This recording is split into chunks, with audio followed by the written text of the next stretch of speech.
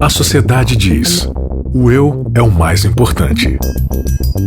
A Bíblia diz: negue-se a si mesmo.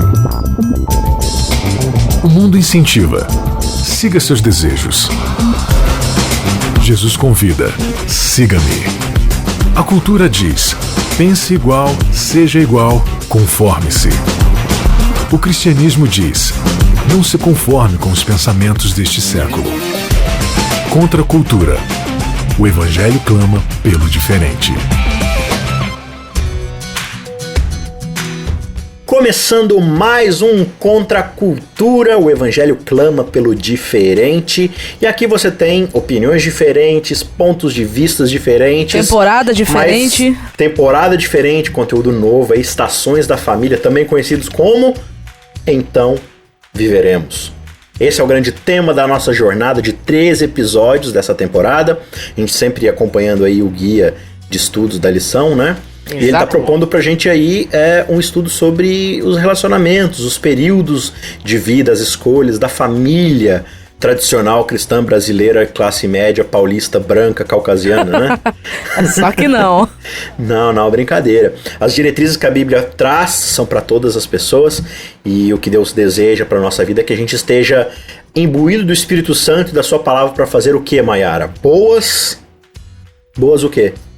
Boas referências, bons relacionamentos, boas escolhas. Boas escolhas. Principalmente escolhas, eu tô bem. E você, amigo, você tá bem? Eu também, graças a Deus, sempre aquela correria de trabalho, não tem jeito, mas graças a Deus parar um pouquinho pra gente poder falar a respeito da palavra de Deus, né? Exato, exatamente. Tem feito boas escolhas ultimamente aí pra sua vida? Algumas boas, outras nem tanto, né? Mas assim, quando uma escolha dá certo, você fala assim, não, eu fui muito bem preparado, me preparei pra esse momento, fiz uma boa escolha, né? Porque eu sou uma pessoa bem preparada, claro. Mas se você fizer uma escolha e der errado, aí o que você diz? A culpa geralmente eu transfiro para outro alguém que é transcendente a mim. Ou não. Ou então você pode dizer assim, o destino quis assim. Ou o destino quis assim, exatamente. O destino quis assim, não era pra ser. Destino quis assim, os astros não estavam alinhados. Mas antes da gente entrar no tema, amigo, é só dar uma pequena... Duas coisinhas, né? Falar sobre escolhas. Sim. Tem gente que escolheu abandonar a gente esses últimos episódios. Pois a gente tem que dar uma esclarecida para os nossos amigos, né? Porque que a Bianca não está presente nesses 2 primeiros episódios, né? A gente demitiu ela. Só que não, né? Na verdade, ela está em fase de transição também, ela está em fase de mudança, né? Então, ela está correndo aí atrás de algumas coisas, acertando alguns detalhes, por isso que a Bianca não está presente nesses 2 primeiros episódios, né? Um beijo, Bianca, né? Você faz muita falta. Eu posso mandar um abraço também, amigo? Porque o pessoal sempre me pede e eu esqueço de fazer isso. Você pode mandar até 2 abraços. Então tá, então são 2 mesmo. Eu vou mandar 2 abraços, então. Um pro Fábio e o outro pra Priscila. São os meus amigos lá de Guaíra, no Paraná, que são fãzaços do Contra a Cultura. E o Fábio, inclusive, usa muito conteúdo do Contra a Cultura lá na igreja, lá na classe jovem dele. Então, abraço. Já pedimos desculpa de antecipação aí por causa disso, mas... né? Então todo mundo aí no Brasil e no exterior que se chama Fábio e Priscila, sintam-se abraçados também. Também. Né? Mas agora vamos para o Destino Quis Assim? Quis assim mesmo, amigo? O destino quis assim. A gente vai falar do que especificamente nessa lição, nesse episódio? A gente vai falar de escolhas, né? Como a gente pode fazer boas escolhas, como a gente pode aproveitar as diretrizes, a cosmovisão que a Bíblia propõe pra gente, para poder viver uma Bíblia, né? Viver debaixo da Bíblia, né? Viver uma boa vida.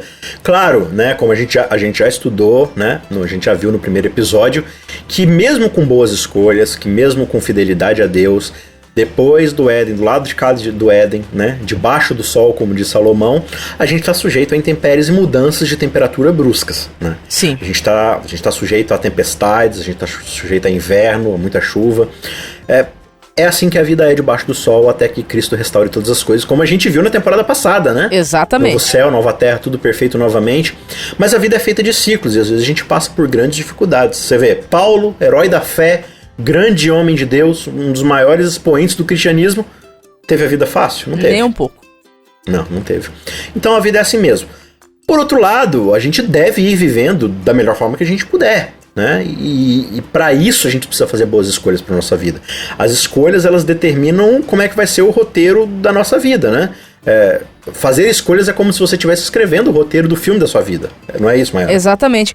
E eu tenho sentido uma tendência, eu não sei se ela é atual ou se ela é antiga, enfim, mas quando se trata de fazer escolhas, como a gente gosta de se esquivar. E como tem determinados tipos de escolhas na nossa vida que ao invés de nós buscarmos pelos princípios e pelas diretrizes que Deus já deixou, a gente simplesmente senta e fica esperando que Ele tome a decisão por nós. E isso, definitivamente, isso não vai acontecer. Mas isso não é só com Deus, não. Isso é com tudo na nossa vida, né? Por quê? Porque é o que você falou. Esquivar, acho que é a palavra-chave aqui.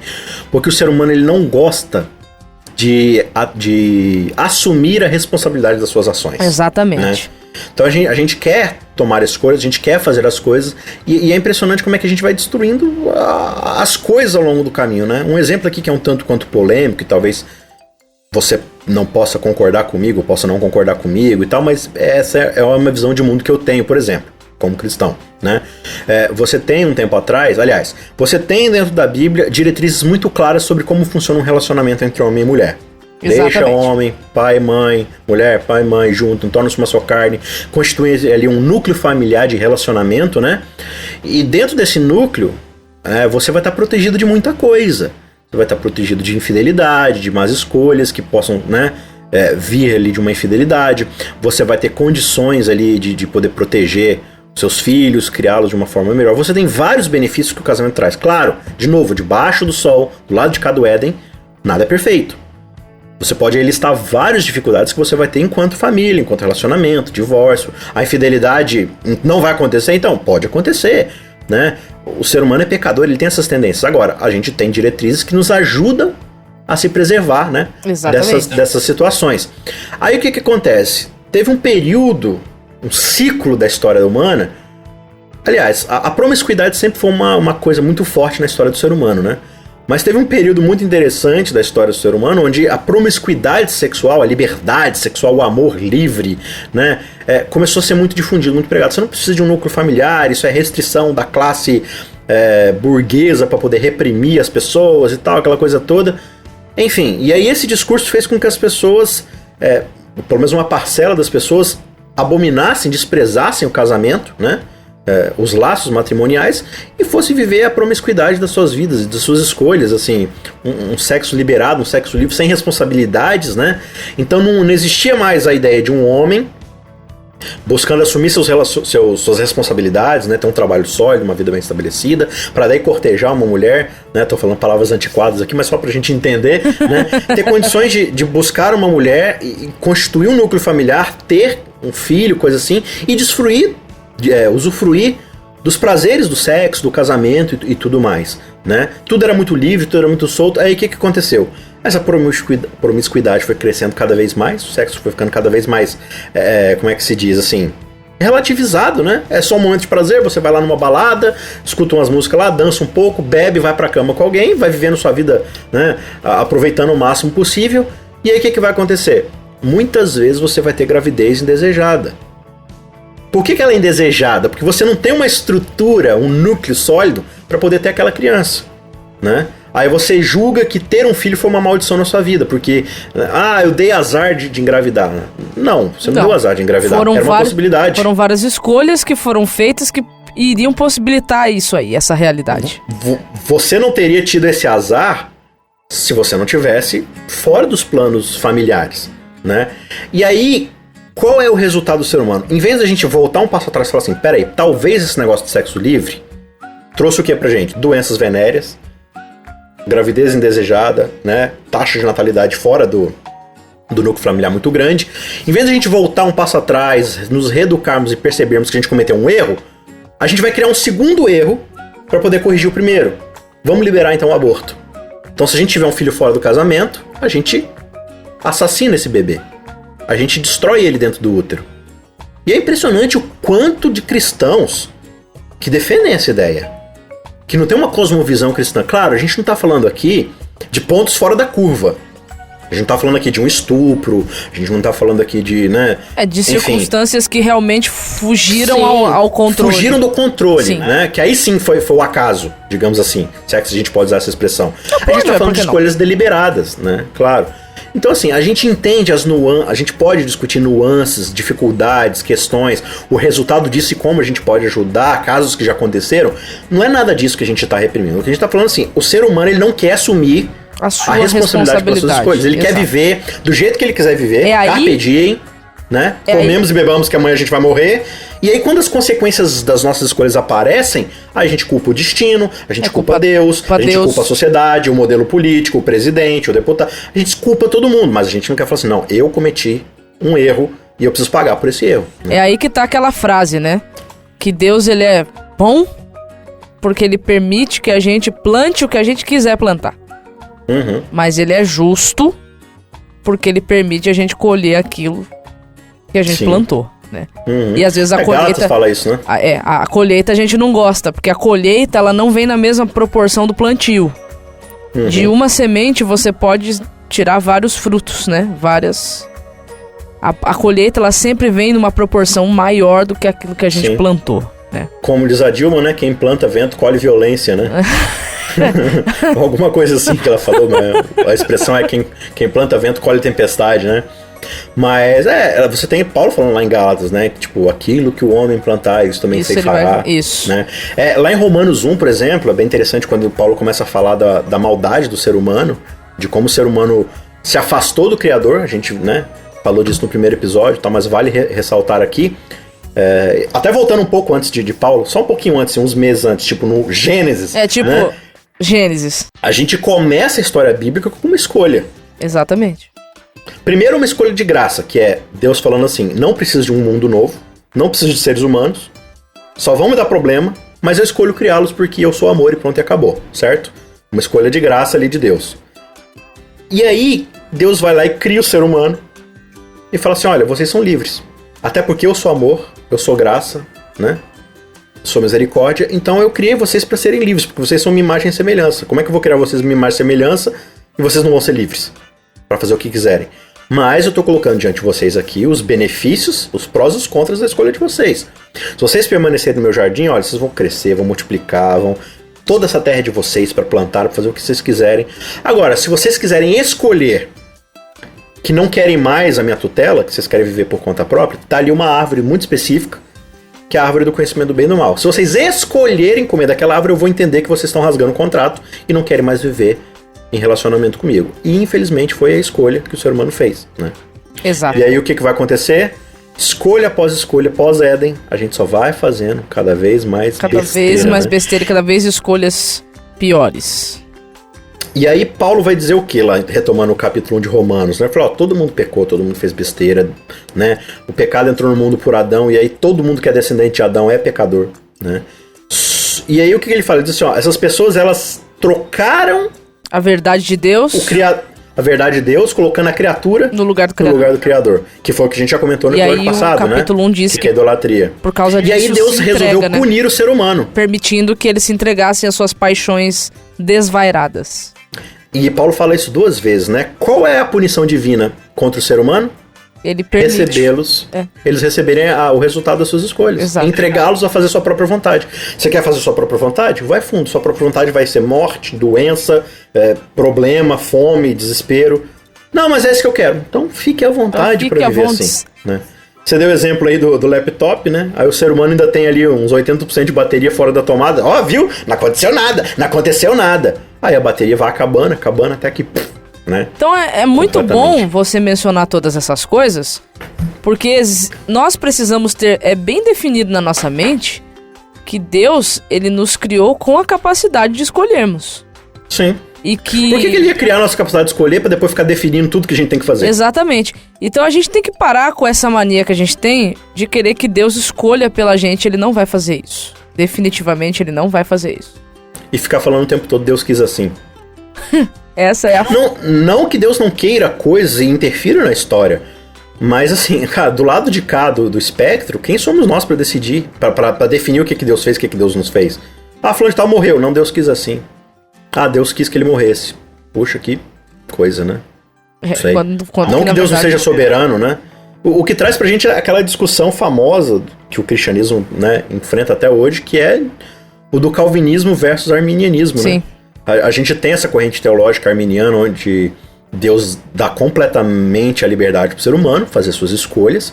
É particularmente a visão teológica que o adventismo acolhe para si, né? Que vai moldar nossas doutrinas, de que a gente está num grande conflito onde Satanás está tentando desprovar que Deus é justo, que Deus é verdadeiro, e Deus está mostrando para o universo inteiro, através das suas escolhas, das suas ações e do seu plano de salvação, que ele é justo, que ele é verdadeiro, que seu caráter é perfeito, né? E aí, diante de nós, é colocada uma escolha. E aí, por falar nessa escolha, Mayara, tem uma história na Bíblia ali que representa muito essa ideia, que é a história de Josué, né? Mas tem a de Josué. É, exatamente. E aí, o que acontece lá? Josué vai ser o cara que vai substituir quem? Moisés. Né? Que responsa, hein? Moisés, aquele estadista, como diz o pessoal lá do... Vocês lembram lá do... Como é que é? Hermanoteu na Terra de Godard, né? Não sei se você já viu essa peça. Já. Moisés, aquele estadista, né? Homem espetacular. Nossa, a história de Moisés é incrível, né? E aí, imagina o legado que Josué recebe, que é substituir Moisés. Pois é, mas... Ainda mais agora entrando na Terra Prometida, né? O que me chama atenção em Josué é que se você começa a ler a história de Josué, não a partir do livro de Josué. Você tem que começar a ler a história de Josué a partir do Êxodo, né? A partir do Êxodo. E quando você percebe a trajetória de Josué no decorrer de toda a narrativa bíblica do Êxodo, você percebe que ele fez um ótimo estágio com o próprio Moisés. Ele acompanhou de perto o que é ser o líder daquele povo. Então, ele estava, assim, teoricamente ele estava preparado, né? Mas ele tinha uma escolha a fazer, se ele ia aceitar mesmo aquela bucha, né? Vamos dizer assim, ou não, né? Sim. E você percebe que nas pequenas coisas ele já foi fazendo boas escolhas, né? Por causa do seu relacionamento com Deus. Desde lá da época onde eles pela primeira vez iriam entrar na Terra Prometida, mas por medo decidiram não confiar em Deus. Escolheram confiar em si mesmos, né? Mas aí é interessante que Josué começa com a entrada na Terra Prometida. Né? Finalmente, essa nova geração entra na Terra Prometida. E é interessante que a transição para Josué é justamente Deuteronômio, né? O que é Deuteronômio? É o livro que Moisés vai escrever da segunda lei, que na verdade é a mesma lei de sempre, mas que agora ela vai ser recontada para uma nova geração, que é a geração que nasceu no meio do deserto, que não foi aquela geração que estava lá no Egito, como seus pais que foram libertos da mão de Deus. Ela é recontada sob uma nova perspectiva, né? Sim, é a perspectiva agora da memória, né? Porque Êxodo você tem a perspectiva da vivência. Isso. Eu sou o Senhor teu Deus que te tirou da terra do Egito.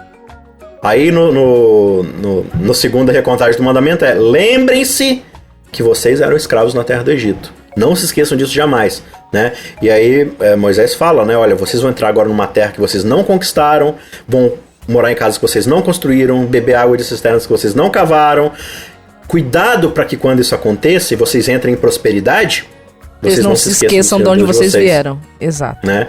E aí ele dá as diretrizes ali, por exemplo, da Shema, que é um texto maravilhoso, né? Ouve Israel, o Senhor é o nosso único Deus, né? Ame o Senhor teu Deus de todo o coração, de toda a tua força, de toda a tua vontade ali e tal, todo salmo, com tudo que você é, né? E conte isso o tempo todo para os seus filhos e tal. Por quê? Porque recontando os grandes atos divinos e se relacionando com Deus, você vai estar apto a fazer boas escolhas. Exato. Nessa nova terra que eu vou te dar para você morar. Então Josué vai contar agora da sua perspectiva, no seu livro, como se dá esse processo de conquista da nova terra. E aí eles vão lá e conquistam Jericó.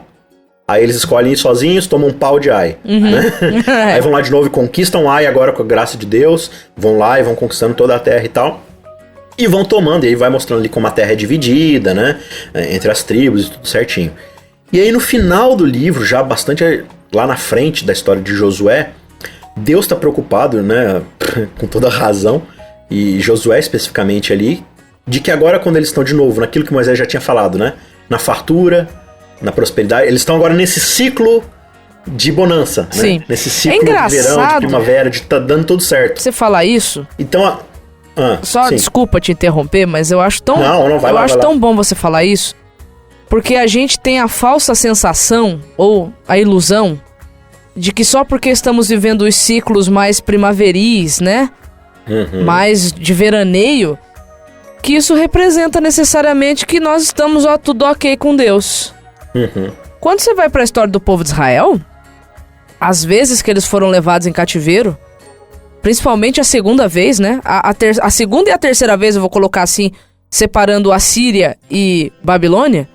Sim. Lembremos que era a melhor fase que Israel estava vivendo financeiramente. Depois de Davi, né? Eles estavam muito prósperos, eles estavam muito bem. Uhum. Então, assim, só abrindo esse parênteses, né? Que nem sempre a primavera na nossa vida representa a bênção de Deus sobre nós. A presença de Deus, sim. Até porque um dos grandes clamores dos salmos ali, né? Senhor, porque os ímpios prosperam tanto? E muitas vezes os justos estão em dificuldade, né? É uma reclamação muito constante ali no livro de Salmos. E é o que você está mencionando aí, né? Falando de Josué. Oi? É o que você está querendo mencionar naquela fase ali com Josué. Exato, e eu ainda terminei o episódio passado falando de Paulo, né?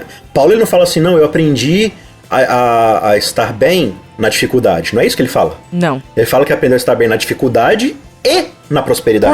Por quê? Porque às vezes é mais difícil estar na prosperidade. É porque eu preciso permanecer constante com Deus em todos os momentos, né? Mas ninguém lembra da cozinheira quando não tá com fome. Exatamente. E assim, é muito mais fácil, né? Eu esquecer de Deus quando tudo tá indo muito bem, porque aí eu caio naquele automatismo de achar que se é que tá tudo bem, é porque nós estamos bem. E não necessariamente, né? Às vezes. Necessariamente. E é o que você tá falando aí. E aí, quando retorna pra Josué ali, Josué tá preocupado com aquela mensagem que Moisés já tinha deixado. Falou assim, olha, quando vocês entrarem na Terra Prometida, vocês vão se estabelecer, vocês vão ficar muito bem, porque Deus prometeu, Ele cumpre o que promete. Agora, cuidado, porque vocês vão estar diante de nações pagãs, de povos pagãos, de ídolos, de deuses falsos, que são os deuses dos antepassados de Abraão, né? Lembra lá que Abraão ele foi tirado de um contexto de idolatria, né? Exatamente. Abraão era um idólatra, ele tinha seus deuses lá na terra de Ur dos Caldeus, né? É isso mesmo? Isso. Então, Ur dos Caldeus é o quê? Caldeia. Caldeia é a nação base para qual nação? Babilônia. Babilônia, né? Então, na verdade, Abraão é retirado de Babilônia. Você entendeu? Então Deus está preocupado, e Moisés está preocupado de que eles voltem para ser aquilo que eles foram tirados. Do que eles foram tirados, né? Então eles falam, olha, vocês precisam tomar boas decisões. E aí, Mayra, eu queria que você lesse pra gente aí Josué 24. Vou ler. Esse texto aqui já é um texto que Josué já tá chegando no final da sua vida, né? Praticamente. Exatamente. E o povo tá dividido, é o que dá a entender o capítulo, né? O povo está dividido ainda. E aí, depois de Josué dar todas as explicações do porquê que eles deveriam permanecer fiéis e firmes ao lado do Senhor, né? Que os havia libertado do Egito. Ele usa esse texto aqui, que é o do verso 15 do capítulo 24, que diz: mas, se vocês se recusarem a servir ao Senhor, escolham hoje a quem servirão. Escolherão servir aos deuses aos quais os seus antepassados serviam além do Eufrates? Ou os deuses dos amorreus, né? Em cuja terra vocês habitam? Quanto a mim, eu e minha família serviremos ao Senhor. Olha só, esse texto aí é espetacular, né? Ele tá falando, ó, gente, o que eu posso dar pra vocês aqui é a minha recomendação e o meu exemplo, tá? Mas cuidado, porque veja, Moisés já tinha dito pra gente. Lê pra gente aí, faz um favor, Deuteronômio capítulo 30. Deuteronômio... Capítulo 30, verso 19. Moisés tinha acabado de falar isso antes dele entrar na Terra Prometida. Moisés conta toda a lei, explica para eles a vontade de Deus, fala as consequências que vão acontecer se eles se desviarem desse caminho, fala das bênçãos que eles vão receber se eles escolherem ficar nesse caminho, e aí ele faz uma admoestação final aí no capítulo 30. Sim, ele diz assim: hoje lhes dei a escolha entre a vida e a morte, entre bênçãos e maldições. Agora chamo os céus e a terra como testemunhas da escolha que fizerem. Escolham a vida para que vocês e seus filhos vivam. E aí diz, façam isso amando e obedecendo e apegando-se fielmente ao Senhor, pois Ele é a sua vida. Olha só, é fantástico, porque, olha, eu coloco diante de vocês aquilo que foi colocado diante de Adão e Eva, bênção e maldição.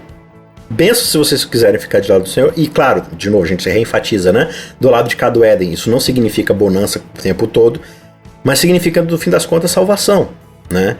Apesar de tudo que possa acontecer. Então, assim, nas nossas vidas em geral, né, na vida de cada um de nós, a gente tem escolhas a fazer. Sim, todo dia. O que a gente vai comer no café da manhã? São escolhas que não interferem tanto, né, na vida das outras pessoas. Entendeu? Ou interferem, né? Pode interferir. Ou interferem, enfim. Né? Pode ser uma escolha besta, mas é aquilo que eu falei. Toda escolha, ela te cria micro bifurcações ao longo da sua vida que vão te levar para algum lugar. Exatamente. Então, o ponto final onde você chegou ao término da sua vida vai ser fruto de todas as escolhas que você fez, né? Então, a gente vai escolhendo e isso vai mudando as nossas perspectivas. E a gente não pode chegar no final e falar assim, o destino me trouxe até aqui. O destino você quis fez assim. Escolhas ao longo do caminho. E a gente fica muito nisso. Não, Deus quis assim, Deus quis tal coisa, Deus quis que fosse desse jeito. Não, Deus, o que será que Deus quer que eu trabalhe? Filho, Deus te deu talentos, características de habilidades, e Ele te deu um livro cheio de preceitos para você criar uma cosmovisão cristã. Para você poder fazer escolhas inteligentes. Sim, boas entendeu? Escolhas, né? Em todas as áreas da vida. Isso, então assim, você quer você quer ser médico, você quer ser isso, você quer ser aquilo, vai ser. E eu vou te abençoar no meio do processo. Você sabe. Mas eu já tô te dando, né, as características necessárias para você poder fazer essas boas escolhas. Você sabe que eu tinha uma visão muito errada, né? Eu também. Eu às vezes ficava... Ainda tenho, inclusive, né? Ficava pedindo pra Deus escolher por mim, sabe? Uhum. Sabe aqueles famosos sinais? Eu quero que apareça uma nuvem em forma de coelhinho pra eu entender através dessa nuvem em forma de coelhinho que essa é a vontade de Deus. Uhum. Mas depois, lendo as narrativas bíblicas, eu percebo uma coisa. Em relação àquilo que é princípio, isso já está esclarecido na Bíblia quanto ao que é vontade de Deus e quanto ao que não é vontade de Deus. Um parente aqui. Quantas histórias na Bíblia você tem iguais às de Gideão? Pedindo um sinal do céu. Ali não é uma prova de fé, ali é uma prova de incredulidade. É, verdade. Deus tá tendo que fazer aquilo porque Gideão era incrédulo, era medroso. Exato. Né? Aquilo ali não é uma regra que você tem na Bíblia. Exato. De toda vez que alguém vai tomar alguma decisão, ele pede um sinal do céu. Né? Exato. Então, esse é o primeiro ponto, né? O que é princípio, Deus já estabeleceu, né? Claro. Aquilo que não é princípio e que não está estabelecido claramente no texto bíblico, é a sua comunhão com o Espírito Santo revela para você através do bom senso, né? Bom senso, provérbios. Existem as diretrizes que Deus deixou para nós fazermos outras escolhas mais triviais da vida, como profissão, como relacionamentos de namoro, enfim, essas coisas. Amizade. Né? Deus já deixou as diretrizes do por onde nós devemos andar, né? E aí eu fui entender uma coisa através da própria história de Josué. Por exemplo, Josué capítulo 1, verso 9, esse texto ele é fantástico porque ele diz assim, esta é minha ordem. Ou seja, o que Deus quer, realmente? Seja forte e corajoso. Não tenha medo e nem desanime, pois o Senhor, seu Deus, estará com você por onde você andar. Então, qual que é o segredo? Não fala assim, por onde ele mandar você ir. Não, eu vou estar com você... Aonde você for. Aonde você for. Então, seja qual for a decisão ou a escolha que você tomar, eu vou estar com você. E se Deus ver que essa escolha pode estar levando a gente pro buraco, com certeza ele vai mostrar, né? Porque o maior interesse dele é a nossa salvação, né? Ou vai te ajudar a atravessar aquilo e aprender e sair mais forte lá na frente, né? Crescer com suas decisões erradas. Isso. Deus ele não tá interessado em você chegar no final da sua vida e você só tem nota A. Ele está interessado que no meio desse processo de crescimento e descobrimento do que é a vida do lado de cá do Éden, você esteja de mãos dadas com ele o tempo todo, né? Então muitas vezes a gente toma más escolhas e fica assim, não, mas acho que Deus que quis, tal, porque ele me deu tal sinal e tal. Não, Deus está falando assim, olha, eu tenho diretrizes claras na minha palavra. Exato. Sobre o que qual caminho escolher. Então muitas vezes a Bíblia já mostrou pra gente que aquela não é a pessoa certa por causa disso e disso e disso. Aquele trabalho não é o trabalho certo por causa disso e disso e disso. A gente fica, Senhor, mas será que não? Me manda um sinal... Tá, aqui ó, sinal aqui ó, sinal aqui ó, tá aqui o sinal, tá? Então assim, para um relacionamento com o Espírito Santo, com a palavra de Deus, estude a sua palavra, tenha uma comunhão correta com Ele, né? Busque o tempo todo conhecer a sua vontade através daquilo que Ele já revelou, para que você possa fazer boas escolhas. E espero que uma dessas escolhas, Mayara, seja estar de volta com a gente na semana que vem. É isso aí, isso daí é uma escolha excelente. Escolha bons amigos. Nós estamos aqui para te ajudar a navegar e fazer boas escolhas através da palavra de Deus. Mayara, aquele abraço. Falou, amigo. Um abraço para você. Até semana que vem. Até semana que vem, galera. Fiquem com Deus e uma ótima semana. Contra a cultura. O Evangelho clama pelo diferente.